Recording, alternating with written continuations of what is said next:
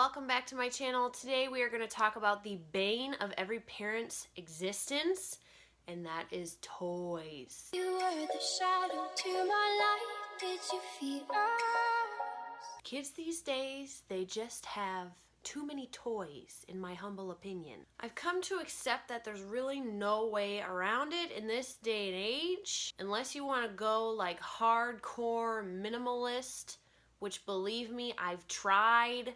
And the toys, they just keep coming. They keep coming. Honestly, I'm not mad about it because it is awesome to get a fresh toy in the house. The kids are excited about it. They'll play with it for a super long time. They're kind of bored with their other toys, like they're ready for something new. It's great. I will never reject gifts or anything like that when it comes to toys.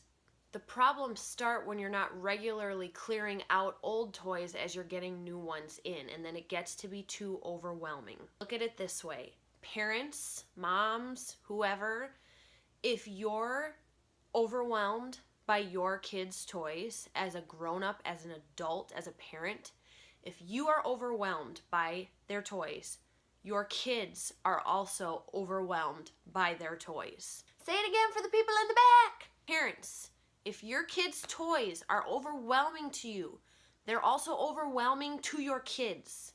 If you sit there at the end of the day and you're looking at a room trashed full of toys and you are overwhelmed and don't know where to start and don't feel like picking it up, your kids are feeling that times 100. If you can't deal with them, your kids cannot deal with them.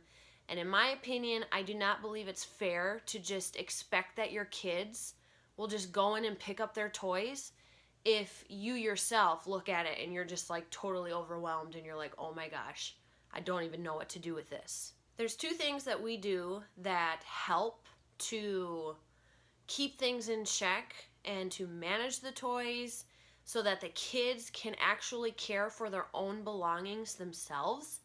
And that is simply keeping an appropriate amount of toys in the house, which means decluttering them periodically, making sure there's not too much. And then also we have a system that we've been using that has been life-changing.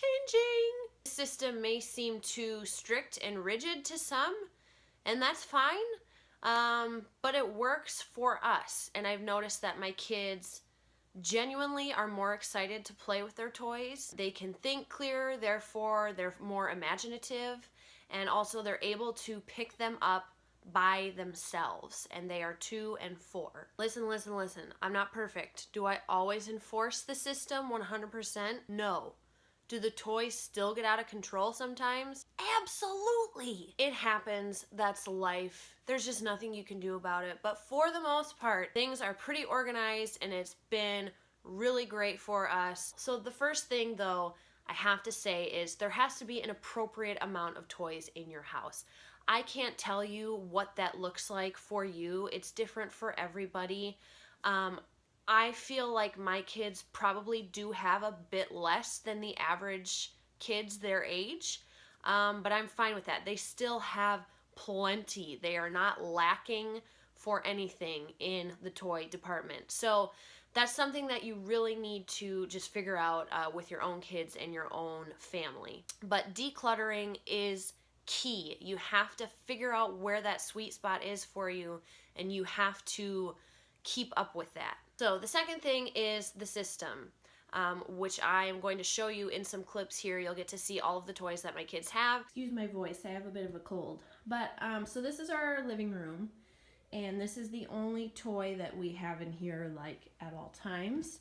It's just their kitchen, and you'll notice I don't have any of like the food or cooking supplies in here. That's because I keep all of the kitchen stuff in its own bin. And then right around the corner we have their dollhouse, and again, there's nothing really in it. The dolls aren't out.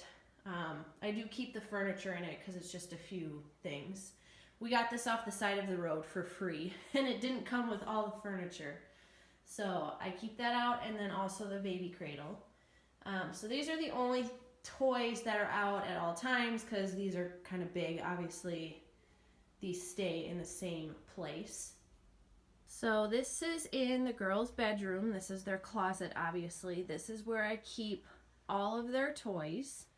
So everything they have is in here, aside from books, which I'll show you. But on the top, I just have everything sorted by category. So these are like bigger dolls, Barbies, dress-up accessories, wooden blocks. Here's a game that they have. Here's like magnet dolls. And then down here, the big tubs, this is all baby doll stuff. This is all kitchen stuff. This is all plastic blocks, dress-up dresses, like little toy play houses, horse stable, Play-Doh stuff. Sorry about the lighting. The door, I can't like have it all open at once, so it's dark in here. Like figurines and like littler toys. And then these are more like baby type toys. And then they have a toy vacuum and toy cleaning stuff in the corner. So how this works is if it's playtime and say they want to play with the kitchen, then I get out this bin of all the kitchen stuff and they play in the kitchen. And then if they want to move on to another toy, they have to put everything back in the bin. And this gets put away before we take out another bin. So say they're bored with the kitchen and they're ready to play with blocks. They have to put this away before I'll get this out. Now, obviously, within reason, like, if they want to play house and, like, they're making food for their babies, then I'll get the baby stuff out, too, at the same time. So we'll have multiple bins out at the same time. Or if they're playing blocks and they want to build houses, like, for their figurines, I'll get the figurines out too. So like, it's not super crazy strict, but it's a system to where that when they do have to pick up their toys, it's less overwhelming. It's only limited to like 1 or 2 bins, so they're not just completely overwhelmed and having to like sort toys. They can easily put it back themselves. Oh, and then stuffed animals too are all here. Obviously there's too many to fit in this container, but they don't really play with these. These are more just like for snuggling. I actually need to go through these. There's quite a bit more than we need, but those are there as well.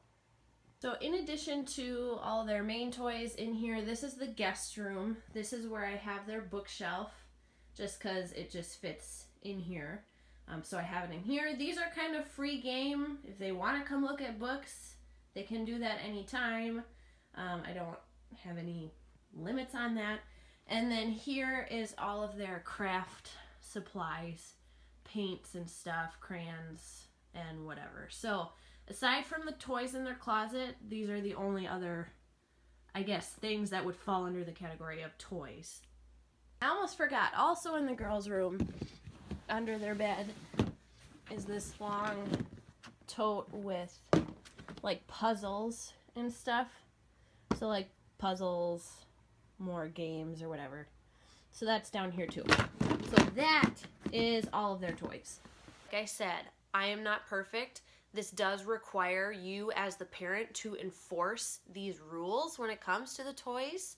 And you do have to get involved a little bit at first, especially when you're teaching them how the new toy system works. I don't always follow through the way I should. Sometimes I'm just like, I need you guys out of my hair. Let's take out 5 or 6 bins. I first started implementing this system after watching a video by another YouTuber just talking about their toy system, and I was so incredibly inspired by it that we had to try it. And we've tried it.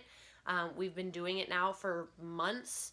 And it works really, really well. Thank you guys so much for watching this video. I hope that you enjoyed it or found it helpful. Please give it a thumbs up if you liked it, and also please subscribe to my channel for more videos like this, and I will see you in the next one. Bye!